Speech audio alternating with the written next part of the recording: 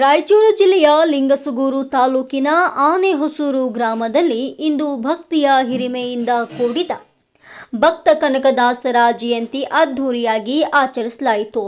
ಗ್ರಾಮದ ಪ್ರಮುಖ ಬೀದಿಗಳಲ್ಲಿ ಭಕ್ತಿ ಕನಕದಾಸರ ಭಾವಚಿತ್ರಗಳನ್ನು ಅಲಂಕರಿಸಿ ಭಕ್ತರು ಭಕ್ತಿ ಭಾವದಿಂದ ಮೆರವಣಿಗೆಯಲ್ಲಿ ಭಾಗವಹಿಸಿದರು. ಹೆಣ್ಣು ಮಕ್ಕಳು ಆರತಿ ಹಿಡಿದು ಪೂಜಾ ವಿಧಿವಿಧಾನಗಳನ್ನು ನೆರವೇರಿಸಿದರೆ, ಯುವಕರು ಮತ್ತು ಹಿರಿಯರು ಕುಣಿದು ಕುಪ್ಪಳಿಸುತ್ತಾ ಜಯಘೋಷಗಳ ಮೂಲಕ ಭಕ್ತಿ ಕನಕದಾಸರು ಸಂದೇಶವನ್ನ ಸಾರಿದರು. ಗ್ರಾಮದ ಮಕ್ಕಳಿಂದ ಹಿಡಿದು ಹಿರಿಯರ ತನಕ ಎಲ್ಲರೂ ಈ ಉತ್ಸವದಲ್ಲಿ ಒಂದಾಗಿ ಭಾಗವಹಿಸಿದ್ದು ಗ್ರಾಮವ್ಯಾಪಿ ಹಬ್ಬದ ವಾತಾವರಣ ನಿರ್ಮಾಣವಾಯಿತು.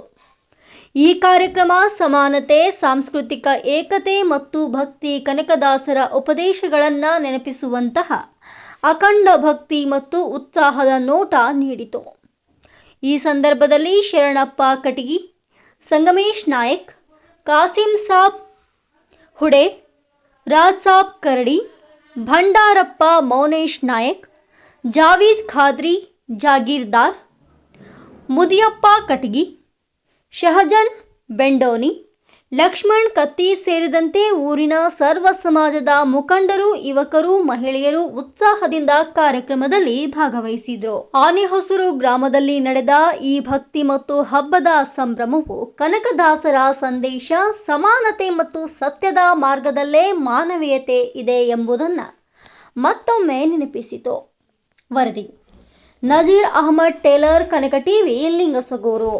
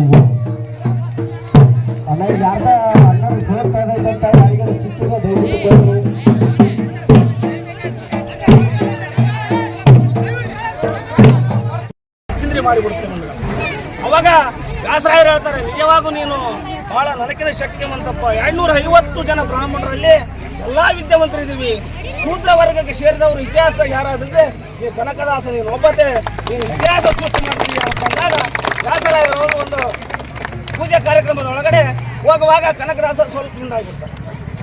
ಹಿಂದಾದ ಮೇಲೆ ಎಲ್ಲ ವ್ಯಾಸರಾಯರು ಒಳಗಡೆ ಹೋಗ್ತಾರೆ. ಬಾಗಿಲಿಗೆ ಒಬ್ಬ ಬ್ರಾಹ್ಮಣ ನಿಂತಿರ್ತಾನೆ, ಮಹಾಬ್ರಾಹ್ಮಣ ಅಂತ ಇರ್ತಾನೆ. ಆಗಿನ ಕಾಲದಾಗ ಆ ಪರಿಸ್ಥಿತಿ ಹಂಗಿತ್ತು.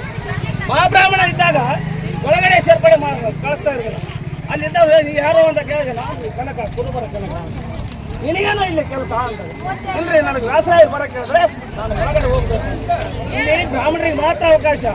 ಇತಿಹಾಸ, ಕಲೆ, ಮಹಾಭಾರತ ಇದನ್ನು ಯಾರನ್ನ ಓದಿದಾರೋ ಅವರಿಗೆ ಮಾತ್ರ ಒಳಗಡೆ ಅವಕಾಶ ಇದೆ, ನಿನಗಿಲ್ಲ ಅಂತಂತಾರೆ. ಅವಾಗ ಕನಕದಾಸರು ಅಂತಾರೆ, ನನಗೆ ಇತಿಹಾಸ ಗೊತ್ತಿಲ್ಲ ಅಂತ ನೀವ್ ಹೆಂಗೆ ಹೇಳ್ತೀರಿ ಸ್ವಾಮಿಗಳೇ? ನನಗೆ ಒಳಗಡೆ ಬಿಡ್ಬೇಕಾದ್ರೆ ನೀವು ನನಗೊಂದು ಸಲ ಪರೀಕ್ಷೆ ಮಾಡಿ ಅಂತ ಹೇಳ್ತಾರೆ. ಅವಾಗ ಹೇಳ್ತಾನೆ, ನಿನಗೇನಂತ ಪರೀಕ್ಷೆ ಮಾಡಿದ್ರೆ ಕುರುಬರ ಕೋಣ ಅಂತಾನೆ. ಇಲ್ಲ, ನೀವು ಒಂದ್ಸಲ ಪರೀಕ್ಷೆ ಮಾಡಿ ನಾನು ನೋಡಿ ಅಂತ. ಅವಾಗ ಏನಂತಾನೆ, ನಮ್ಮ ಮನೆಯಲ್ಲಿ ಒಂದು ಎಮ್ಮೆ ಇದೆ, ಇದನ್ನು ಇತಿಹಾಸ, ಸಂಸ್ಕೃತಿ, ಕಲೆ, ಸಾಹಿತ್ಯವನ್ನು ಬಳಸಿ ಹೇಳು ಅಂತ ಹೇಳ್ತಾನೆ. ಕನಕದಾಸರಿಗೆ ಹೇಳ್ತಾನೆ ಏನಂತ, ನಮ್ಮ ಮನೆಯಲ್ಲಿ ಎಮ್ಮೆ ಕರು ಹಾಕಿದೆ, ಇದನ್ನು ಇತಿಹಾಸ, ಸಂಸ್ಕೃತ, ಕಲೆಯಿಂದ ಬಳಸಿ ಹೇಳಂದಾಗ ಕನಕದಾಸರು ಹೇಳ್ತಾರೆ, ವಿಜಯನಗರದ ಸಾಮ್ರಾಜ್ಯದ ಅರಸನ ಅರಸಿ ಅನುಜನ ಕತ್ತಲಲ್ಲಿ ಗುದ್ದಿದ ಅಗ್ರಜನ ಪಿತ್ರಜನ ವಾಹನ ಕರು ಹಾಕಿತ್ತು ಅಂತ ಹೇಳ್ತಾನೆ. ಬಾಗಿಲಿ ಕುಂತ ದಿಗ್ಭ್ರಮೆ ಬಿಡ್ತು. ಇವನು ಅವನಪ್ಪ ಎಷ್ಟು ಬರೀ ಹುಷಾರಾದ್ರೆ, ಇವನು ಶೂದ್ರ ವರ್ಗದ ಕ್ಷೇತ್ರ, ಇವನಿಗೆ ಇತಿಹಾಸ ಕಲೆ ಎಲ್ಲ ಯಾರು ಬಂತು ಅಂದಾಗ ಅವನಿಗೆ ಯಾವ ದಿಗ್ಭ್ರಮೆ ಆಗಿಬಿಡುತ್ತೆ. ಏನು ಹೇಳಿದಲ್ಲೋ ಮರೆ ಗೊತ್ತಾಗ್ಲಿಲ್ಲ ನನಗಂತ. ಅದನ್ನು ಬಿಡಿಸಿ ಹೇಳಂದ್ರೆ ನೀವಲ್ರಿ ಮಾಪಂಡಿದ್ರು, ನಾನು ಕುರುಬರ್ಕನ ದಾಸ, ನನಗಷ್ಟು ಇತಿಹಾಸ ಗೊತ್ತಿಲ್ಲ, ಆದ್ರೂ ಹೇಳ್ಬಿಟ್ಟಿಯಲ್ಲ ನೀನು ಹೆಂಗಿದು ಅಂದಾಗ ಬಿಡಿಸಿ ಹೇಳಂದಾಗ ಹೇಳ್ತಾನೆ ಅವನು, ವಿಜಯನಗರದ ಅರಸನ ಅರಸಿ ಅನುಜನ ಕತ್ತಲಲ್ಲಿ ಗುದ್ದಿದ ಅಗ್ರಜನ ಪಿತ್ರಜನ ವಾಹನ ಹೆಮ್ಮೆ ಅಂತಂದಾಗ ಬಿಡಿಸಿ ಹೇಳ್ತಾನ ಅವನು. ಅಗ್ರಜನ ಅರಸಿನ ಅಂದ್ರೆ ಸುದೇಶ್ನೆ, ತನುಜ ಅಂದ್ರೆ ತಮ್ಮ, ಗುದ್ದಿದ ಅಂದ್ರೆ ಭೀಮಸೇನ, ಭೀಮಸೇನ ವಾಹನ ಯಾವುದಂದ್ರೆ ಯಮಧರ್ಮ ವಾಹನ ಅಂತ ಕೋಣನ ಹೆಣಿದ್ದಾರೆ ಹೆಮ್ಮೆ ಅಂತ. ಅವಾಗ ಏನಂತಾನೆ, ವಿಜಯನಗರದ ಅರಸನ ಅರಸಿನ ಹೆಣಿಕೆ ಅಂದ್ರೆ ನಿನ್ನ ಮನೆಯಲ್ಲಿ ಎಮ್ಮೆ ಇದಲ್ಲ, ಅದು ಇದು ಕೋಣನ ಹೆಂಡತಿ, ಅದನ್ನ ನೀವು ಅರ್ಥ ಮಾಡ್ಕೊ ಅಂತಂದಾಗ ಕನಕದಾಸರಿಗೆ ಕೈ ಮುಗಿದ ಕಾಲಿ ಬಿದ್ದು ಒಳಗಡೆ ಹೋಗ್ಬಿಡಪ್ಪ ಅಂತ. ಇತಿಹಾಸ ಇಷ್ಟಿದೆ, ಬಗ್ಗೆ ವಿಸ್ತಾರ ಮಾಡಬೇಕಾದ್ರೆ ಸಮಯ ಬಂದಾಗ ಮಾಡೋಣ ಅಂತ ಹೇಳಿ ನಾನು ಇಷ್ಟು ಮಾತಾಡೋದು ಅವಕಾಶ ಮಾಡಿಕೊಟ್ಟಿರ್ತಕ್ಕಂಥ ಎಲ್ಲರಿಗೂ ವಂದಿಸಿ